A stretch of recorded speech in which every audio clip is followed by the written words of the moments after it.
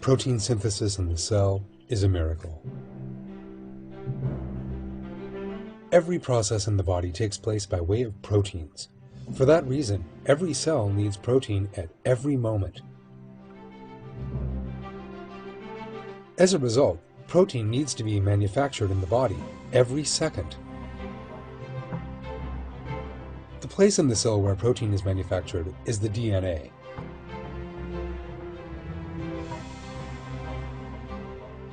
When any of the 100 trillion or so cells in the body needs protein, a message is sent to the DNA by way of hormones.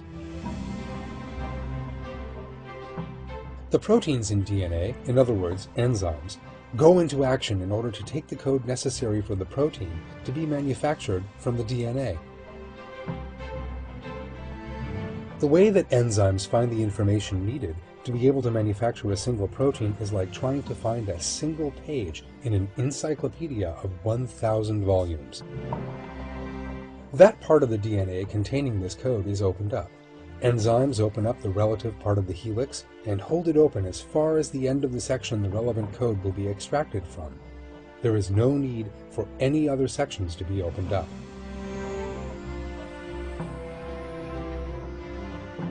While these enzymes hold open the edge of the section needed for the code, another enzyme arrives on the scene and produces a copy of the section in question.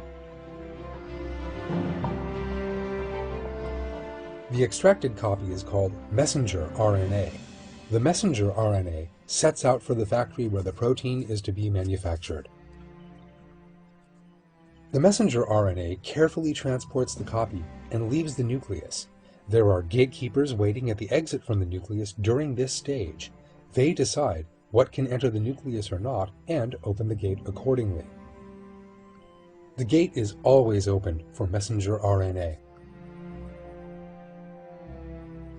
The messenger RNA takes the copy and departs the nucleus, carrying the copy directly to the ribosome, the factory where the new protein is to be manufactured.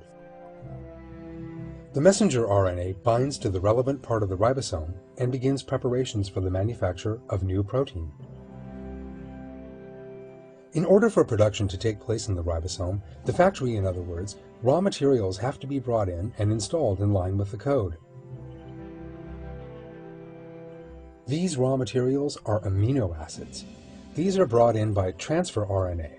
The amino acids are brought in and establish a glorious protein chain consisting of at least 100 sequences each. Amino acids bind to one another with special chemical bonds known as peptide bonds. These chemical bonds are some of the most powerful bonds of all. Proteins therefore have a very sound structure and are not easily damaged by external factors. The way these amino acids are arranged determines the nature of that protein. It is therefore exceedingly important which amino acid follows which in the sequence. Enzymes never make a mistake as they establish the sequence.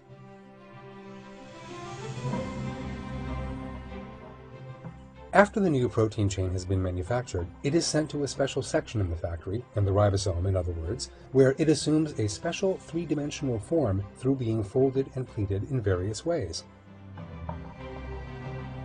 This three-dimensional shape created by this folding and pleating determines the nature of the protein. Unless it is given a special shape, the protein cannot function, even if the sequence is completely accurate.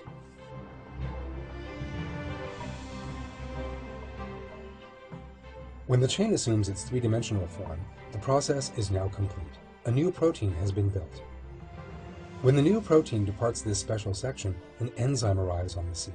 It picks up the newly constructed protein and carries it right to where it is needed in the cell. The protein synthesis process, described here in very general terms, takes place in every cell 2,000 times per second. All the components know just what to do as they carry out the process.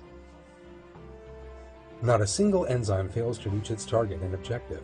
Production never goes wrong inside the factory. The special folding of the new protein chain is never forgotten. The messengers never get lost.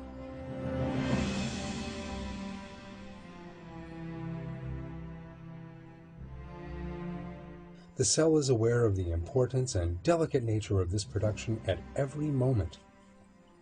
They know because every part of the cell acts under our Lord's inspiration at every moment. Every enzyme, every amino acid, and every atom that goes to make them up is a manifestation of Almighty Allah's infinite power and omniscience. Everything has bowed its head to our Almighty Lord, Lord and ruler of all the worlds, He who is omnipresent at all times. Everything is in His knowledge, and all things have submitted to Him. Creating all these worlds from nothing is a most easy matter for Allah the Merciful. I seek refuge in Allah from the accursed Satan. Everything in the heavens and everything in the earth belongs to Him. Allah is the rich beyond need, the praiseworthy.